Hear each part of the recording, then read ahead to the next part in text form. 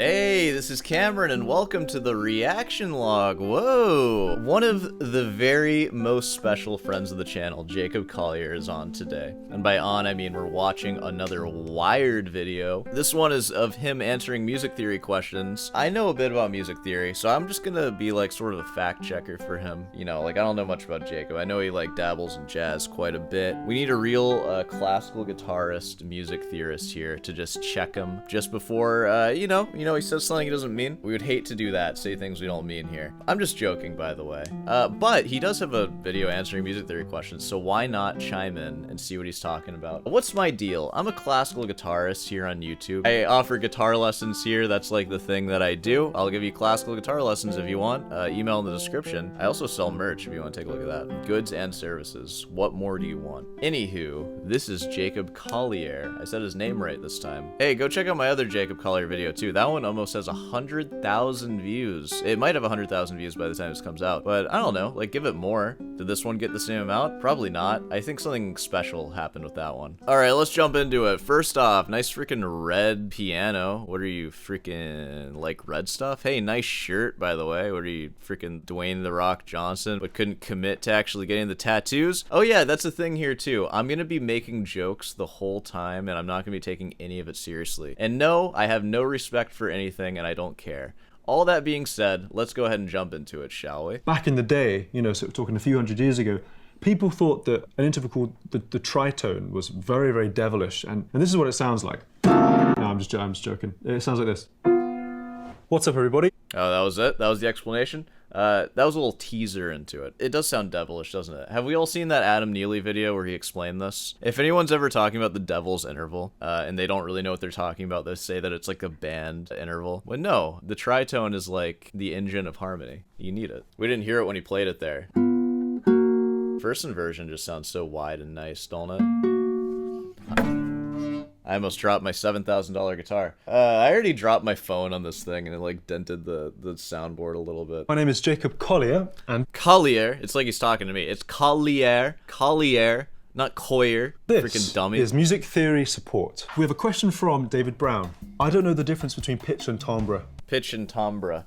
Timbre? I believe that's timbre. If you really think about it, is there really a difference between those? I'll let Jacob go first. Pitch and timbre are two very different things. The pitch of a note is how high or low the note is. So here's a high note.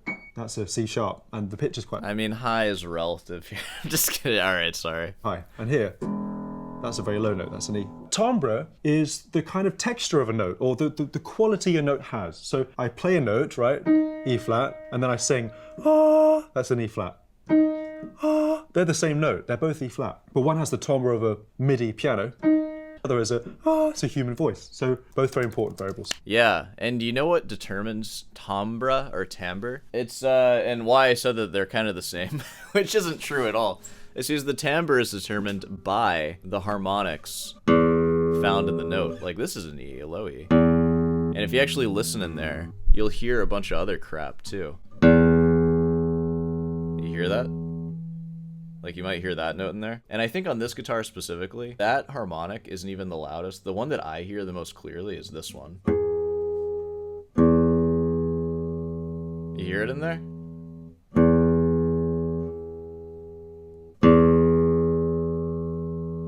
It gets like really crunchy up top. You can just so vividly hear it on this guitar. But that stuff determines the timbre, or timbre, whatever. So all these notes with the fundamental, if it had no other harmonics, the fundamental will just sound like a sine wave. And if you don't know what a sine wave sounds like, if you remember from like Mad TV or whatever, from like the early 2000s, whenever somebody would curse and there's like a bleep, that bleep is a 1000 hertz sine wave. So it's just a very clean, like pure tone. But what makes any timbre is just that whenever there's a vibration in real life, there's going to be different resonance spots. Like on a string, for example, the harmonics come from the different spots on the string that just resonate, which it's like half the string, like cut in half, third, fourth, fifth. And then I also hear these three.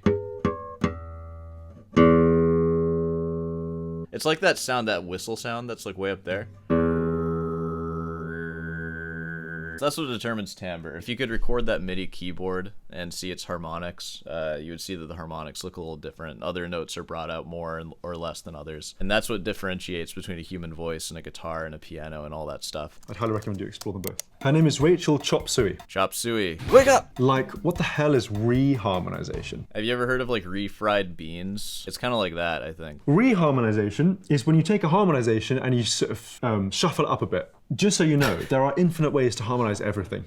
Just by way of example, let's take the song Hey Jude, which you probably do know, and if you don't know, it's pretty tragic, I'm not gonna lie. Dude, that's a burn. I wasn't expecting a burn from Gentle Jacob over here. F major.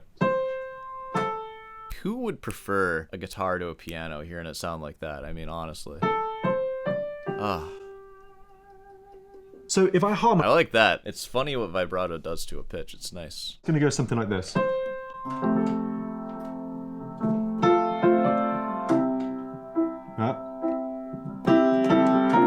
Did they mic that keyboard as if it were an acoustic piano? Why am I hearing so much clackety-clack?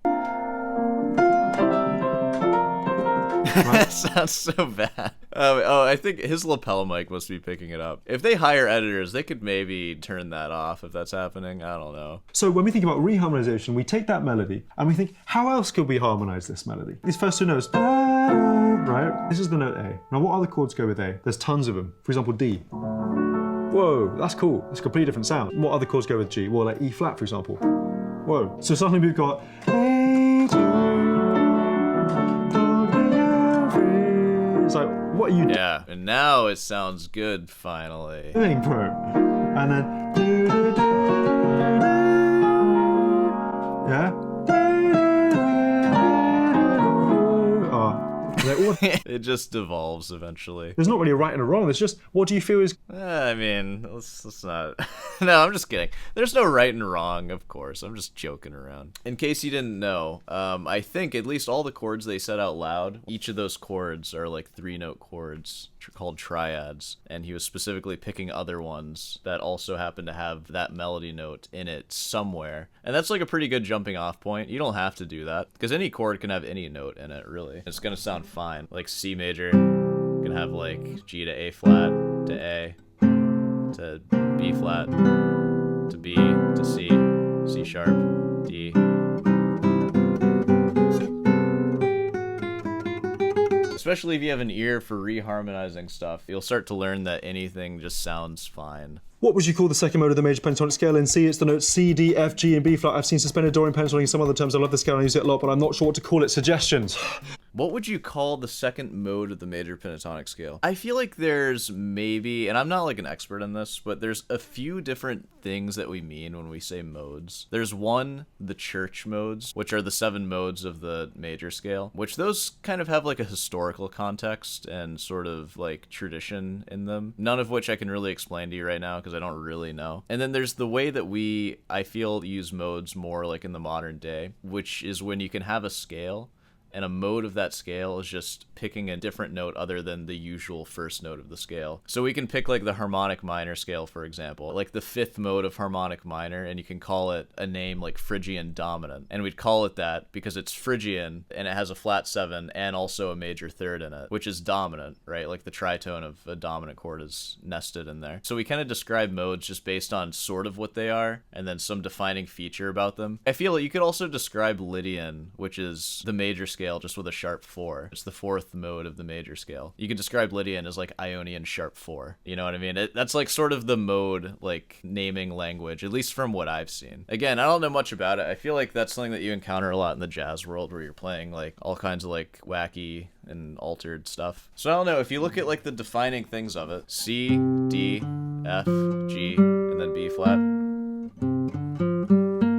If you look at the pentatonic scale as like a reduction of the diatonic scale, then it's like, yeah, Dorian.